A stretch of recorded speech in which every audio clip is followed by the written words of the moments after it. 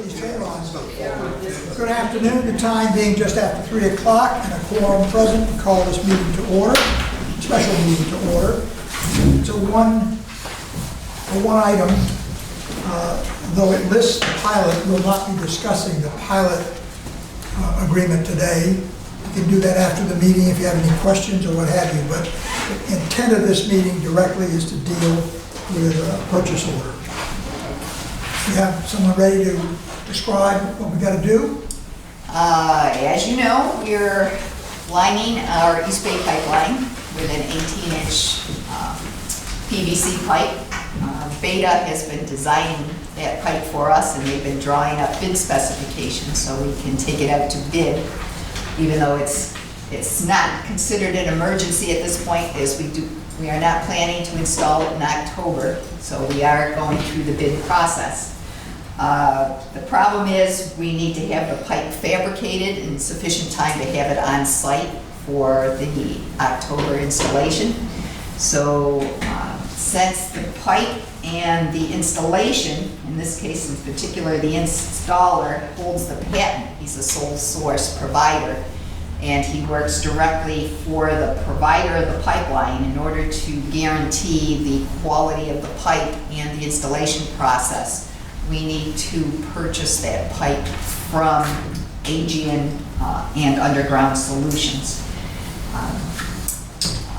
Paul Smith is here from Beta to describe the process a bit and where we're going with this, and again about the issue with the sole source provider. Could I just interrupt for a second because I'm confused? We had voted a couple of meetings ago to approve the prefabrication from a different supplier. That's correct. At our last meeting, we knew that that supplier could not supply and warranty the pipe. That's right. So I thought we had voted at that meeting to move forward with authorizing you to pre-order this, but evidently we did not do that. But logically, we should have, because we knew then what we know now. Well, we know now what we didn't know then. Well, I disagree. Well, We didn't know that premise was going to turn us down Yes, we did. before, when we authorized to go No, forward. at our last meeting, we didn't know that. At the last meeting. At the last meeting, we did not have all the details at the last meeting, though. We didn't have the cost for the pipe or the sole source provisions. We had the sole source. You mentioned that was in the paperwork for the meeting. Here's what It was mentioned, but it was not presented that way. Here's what I'm getting to, and let me just address it directly. We knew then we couldn't go with Primus. We knew we had a sole source situation. It would have appeared to me to be prudent at that point to get the board to authorize spending up to X, details to be determined by Beta, but give you an authorization and move forward, as opposed to trying to have an emergency board meeting on August 1st, because we don't know that much more today than we knew 2 weeks ago. Actually, we do have more information, and Joe needed all the documentation on the sole source to be able to allow the board to move forward with the purchase of the pipe without having the pipe itself bid. So it's the legality of the sole Yes. source? Yeah, so we're gonna have Paul do a presentation, he's gonna explain why it's a sole source, because this isn't going out to bid. Well, I know that, but that was explained to us, he has a patent on it. Nobody No, there was else. a patent on Primus. This, No, we there's a still, patent on this too. but we still had to put all this together. This information and this presentation would not have been, So what you're saying is authorizing the purchase on a sole source basis wouldn't have held up because you hadn't substantiated the sole source nature of it? right, and you wanna put it on the record and have Paul, this is what Paul had done, this is the route we did with the Primus. We had Paul come in and explain why Primus was sole source, and why you can only use that. We're gonna do the same thing today so that it's on the record and you can make that. Okay, I'm practical. If somebody has a patent on an installation system and that's the one we have to use, it doesn't seem to me having a 15-minute presentation on sole source is necessary, but I bow Well, to your legality. Yeah, only because, just because they have a patent on this doesn't mean you couldn't use another type of system. So Paul's gonna Okay. sort of. Sorry. I'm not presenting on anything, I'm just gonna talk about, Underground Solutions, Aegean, the parent company. They own the patent for the recipe of the pipe, how it's put together, as well as the installation, which in this case is a butt fusing process, which you take 40-foot lengths of pipe, you heat them up on the ends with the metal plate in between, and you push them together, pull the plate out, and when it cures, it hardens stronger than the joint. In essence, is stronger than the pipe itself. So that's the process. In order to, you can't use any other PVC pipe. I know people think, well, why can't you just use any PVC pipe? It's the two of them together that ultimately gets you the finished product that you're looking for.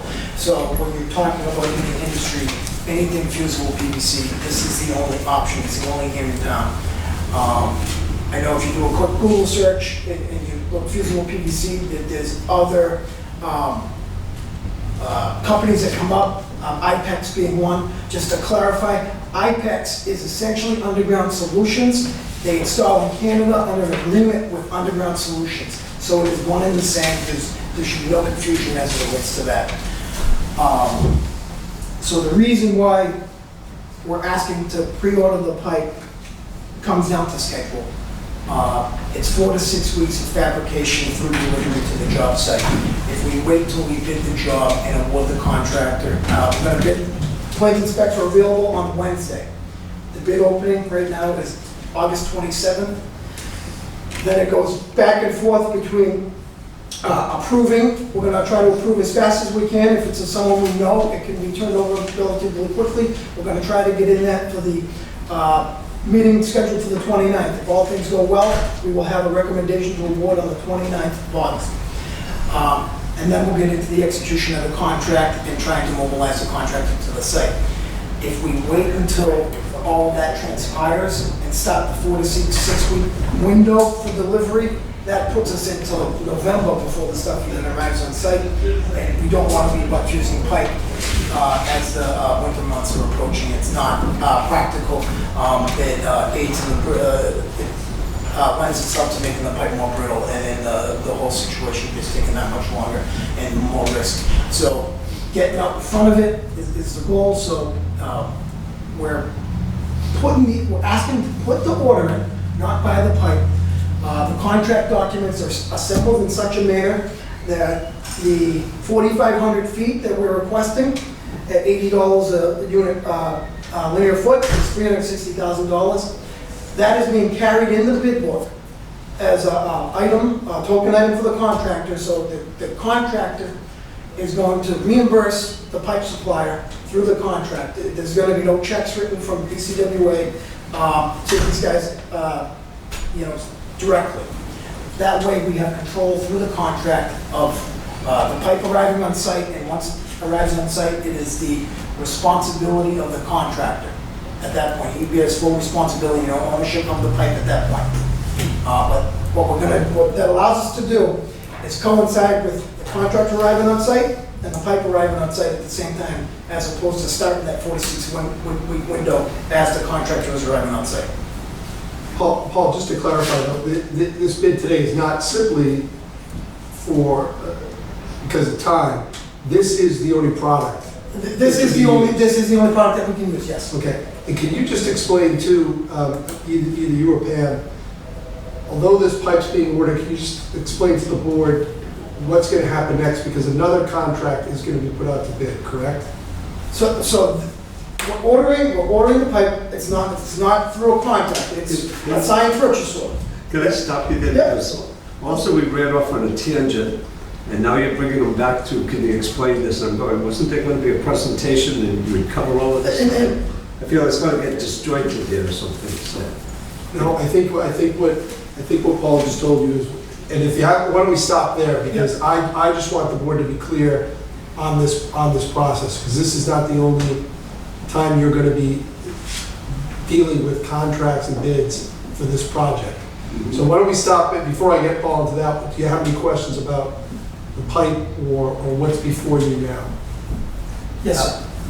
Which company is it that manufactures the, I assume, sections of pipe that get shipped to East Providence? Which company assembles them? Which company pulls it through the existing pipe? And which one of those are they the same company, and who has the patent on the process? I'm seeing probably 2 or 3 different companies. Yes, so the pipe and fusing the pipe all come from Underground Solutions, whose parent company is Aegion, A-E-G-I-O-N, all right? They own the pipe and putting the pipe together. We're requesting them to start assembling the pipe, all right? Then in the contract, the contractor is going to reimburse these people for the pipe. Then we're going to bid out the fusing services, which is still going to be these guys, but they're going to bid it. That way, it's through the general contractor, and we're not trying to, it's a lot easier in construction if everything is going through the general contractor, because he bears full rights and responsibility of his subcontractors, all right? So we're going to have the fusing services through the contract, so we have control, all right? The person who pulls the pipe, physically pulls the pipe through, is yet to be determined. That's going to be whoever the general contractor picks for a subcontractor who has the requisite relevant experience of pulling the pipe through the existing hose pipe. We won't know that until we open bids. So what I understood you to say is that the outfit that actually fuses the pipe is not the general contractor, but someone picked by the general contractor. Which is, Which is Underground Solutions. right. Yes. Okay, so they do the fusing as well? Yes. All right, that was where. They want to have full quality control of and this is important, of the fusing services, because it's the most important part of the job, is fusing the pipe and make sure that it's watertight. All right, they do have licensed installers that have gone through a certification process who can do that as well, but that's only up to 16 inches diameter. 18 inches and more, it's going to be Underground Solutions, all right? And that's because of quality control. 18 inches and more would be Underground Solutions fusing the pipe. Correct, meaning they don't give third-party certifications to This is an companies. 18-inch pipe, so they're insisting on doing it, right? Yes, Okay. yes. And that's because of the size and quality control. They don't want to license third-party people they pick the threshold for where they're not going to allow licenses to be kept, and that's probably through their experience in knowing the difficulties of different sizes. That's an OD or an ID? OD is my OD, understanding. okay. So I can agree with you that the fusing is the most important part of the project, but then I would also say there's another most important part of the project, and that's actually installing it. Yes, I am. And pulling it Yes. through. There's a lot of important parts. So whereas Underground Solutions says, here's your pipe, we fuse it together, and it's perfect, and because we do this for our living, and we're the only ones in the world that can do this, you've got the perfect pipe, we don't know if we're going to have somebody who has the ability to pull that pipe through the event that we need to have it pulled through. Well, there's people who can do that. I mean, they've done it to lengths of 7,000 feet recently. Okay. All right. So there's case history of jobs of this length. It's not easy. I don't want anyone here to think this job isn't without risk. Yeah. But jobs of this nature have been done of this length. Well, let me ask you a question. If there's a problem, let's say that they get it halfway through and it gets stuck or it falls apart, who is on the hook? The contractor doing the installation or the fabricator? Or the general. Well, they're the general. It depends on the nature of what happens. Now, I just want to be clear here. We're not pulling, there's a couple of things that we're doing to ensure ourselves that that doesn't happen. First and foremost, I get that. I'm just asking a simple question. Let's assume we do everything right, but there's an accident. General contractor, see, that's the liability. Is that That's- I think the no, question is- that's- Hold on. That's why we've organized it the way we have, that everything is going to be under a general contractor. So the and general it'll be contractor his is giving us a responsibility. warranty in essence on the work of all the subcontractors, including the Yes, installer. he's totally responsible. Okay. And so then the question becomes, well, is the warranty good until it's installed, or how long is the warranty for? the warranty from Underground Solutions on the pipeline is 1 year. It's stated in industry. Oh, okay, Practice. but as an installed pipe, what's the warranty? The No, it's been pulled through the pipe. installer's not going to give you a warranty that it's in excess of, it's not his product. The warranty is going to come from the manufacturer, which is Underground Solutions, and it's 1 year, which is standard construction industry pipeline warranty. many cases, you have two contractors pointing the finger at the other one. Yep. And so how are we going to prevent, it's always going to come back to the general, is what you're telling us, I guess. And my question is, if something goes wrong with it, 2 years from now, is anybody on the hook for it? Probably not. I hear you saying no. Well, it would depend. If this is where you get into, and a bit of it's unavoidable, is it a defect in the product? Right. Or is it a defect in the workmanship? Right. How do you prove that? We still don't know what's caused our leak. You know, that's why there's lawyers in the world. On the other hand, what choice do we have at this point? No, but we should go Nobody's into it with our eyes suggesting we have a choice, we wide just open. need to Yeah, know. no, I think, understand. this is what I was getting to with the contract, is I was a little, when this was explained to me yesterday, it was a little bit confusing, so I just wanted to make sure everybody, and Tom, that's what I was trying to get at, that question. How is this all gonna break down? So these are exactly the questions I think that are hurt me. No, I sort of realize this is a risk. I think it's, how big of a risk is it? I don't know. I don't know if $2 any of us million. know. At least it's the risk Of of the money that the cost to do it. Right, that's true. The alternative, if it failed and you couldn't get it out of there, then you just have to put a new pipeline in or just abandon it altogether. But we're already on the way to Pawtucket. Right. So, you know, and we're trying to amass information to see how quickly we expedite that. So that, you know, these are the things that are just hanging out there for us. Anything else we need to know before we bid to purchase this? Like vote to purchase this? What comes after? We'll have many discussions on that. Yeah. There'll probably be people beside yourself coming before us. So I don't want to spend the rest of the day on ifs and possibles and what could happen. Right. We're here to vote, to give the authority to put the purchase order in. What else do we need to do? That's all we You need have to a do. form for the That's all we motion? can do. No, What you you're want? just gonna vote to, I just want everybody to understand that this is somewhat limited. You're just voting on. Issuing just a- ordering the pipe. We're issuing a purchase order? Is it that firm? All right, but with the understanding that it'll be the contractor who pays, not us. Well, we'll pay ultimately. Yeah. But the contractor will Pay for that order. pay for that The later. the purchasing is gonna go through the construction contract to the supplier after we commence construction. So that's why I say, shouldn't there be special wording in this motion? It says we are giving the approval to order, Correct. rather than use the word purchase order, to order that the pipe be fabricated. Yeah, that's fine. And do we want to put the $360,000 in there? Yeah. Okay, so I'll entertain a motion to order from Underground Solutions, it's the right company, the specific PVC pipe, and we want 4,500 feet of 18-inch PVC pipe, which ultimately will cost $360,000. So moved. Second. Further discussion?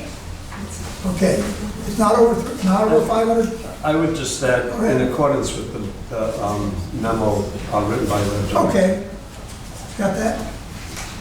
So it's not over 500,000. We don't need a vote from each town, and we don't need a vote by hands, just ayes will do it. Correct? Sure, I'll vote by hand though. Okay, we'll vote by hand. All those in favor, raise your hand. It is unanimous. Is there anything else? I understand we're not going to go over the pilot today. Other than to say it's drafted and it's been sent out to, The committee, yeah. council committee. Yeah. Excellent. All right, having no other business. Can I just ask just a Absolutely. quick technical question of the engineer on the pipe? Sure. So we've got a 24-inch steel main that goes under the bay. Inside that, we're going to put an 18-inch PVC pipe.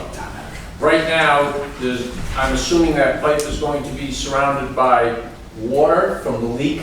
Correct. Yes. So is that sufficient to protect that PVC pipe from water hammers, earthquakes? I mean, is there there's a gap. There's up to a 6-inch gap between the exterior of the 18-inch pipe and the metal pipe. So is the only thing insulating that PVC pipe from damage the water that's contained between it and the metal pipe? Yeah, well, we're gonna grout as much of it as we can, but it's not gonna be as all encompassing. It's gonna be more of a range of a couple hundred feet on either end. And that'll secure the water from coming up and out, especially on the Providence side, because the elevations dictate that water can actually come up and out with the sea level. But yeah, it's gonna sit in the steel pipe. It's gonna be surrounded by water full time. And the outside diameter is 19.5 inches. So it's a little less than, yeah. But you can't go with any higher diameter of a pipe. You do try that, and your chances of getting stuck on the pole increase significantly. So this is the maximum size pipe that you. It's recommended for insertion in that 24 inch. Okay, thank you. And I'd like a point of clarification on our motion that I happen to think is important. And that is it's 18-inch PVC pipe, but the nominal diameter is 17.2. And I think that should be reflected in our records. Okay, Was there a reference to? I think it's in the spec. Well, I don't know what you attach to our records. Certainly, I don't see attachments when we review minutes, and so I'd like the minutes to reflect the physical dimensions of the pipe. In the order summary, page. No, I know it's in there. Okay, pipe technical data sheet. We can include the pipe technical data sheet. But she wants it. I actually think it should be in the vote, that we're approving the purchase, not the purchase price, but the ordering, the purchase of 18-inch PVC pipe with a nominal diameter of 17.2 inches. Inside diameter. Motion to amend. Second. Well, we've already voted, so let's just have a second motion. Motion to amend. All right, and to include, do you want to include the words, or do you want to include Just the dimension. the dimensions? So you give the outside and the inside then, Right. right? So the outside dimension is 19.5, outside diameter, inside diameter is 17.2 inches. Well, Okay, the spec is 18 inches, so include all three then. Right, this is the actual size, right, the nominal size. So just include all three. okay? And so it's called 18-inch pipe. An 18-inch pipe with a 19 outer, 17 whatever. 17.2 inner, Very good. okay? What color? That's very good. Can we choose colors? I don't know, what It'll be color? blue. Oh. Second. Maybe blue. I hope not, okay. All those in favor, please say aye. We'll raise hands. All those in favor, raise your hand. Please begin unanimous.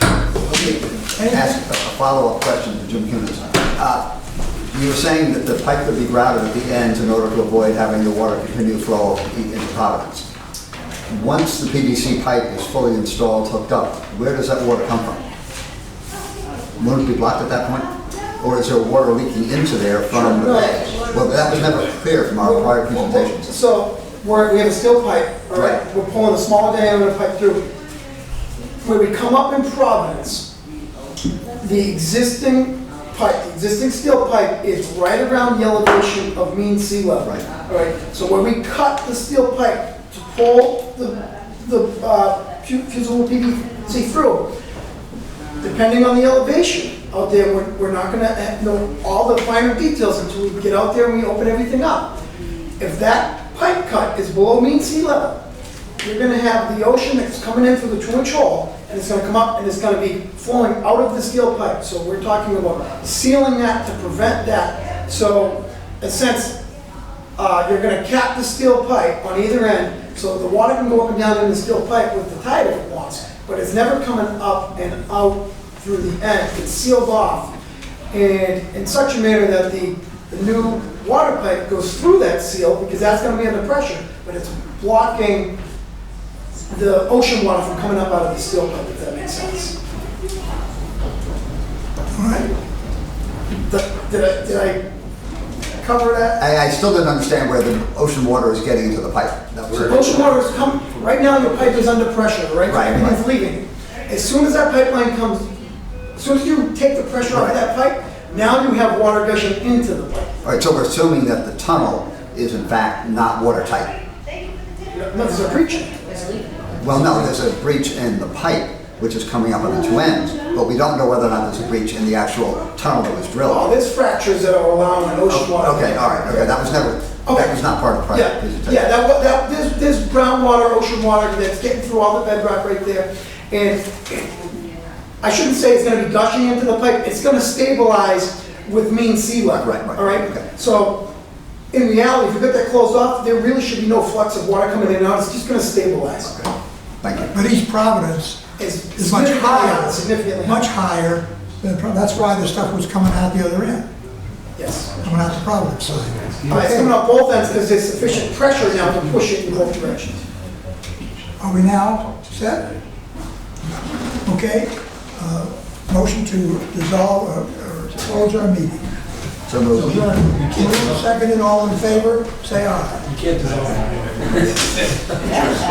To dissolve the financial account.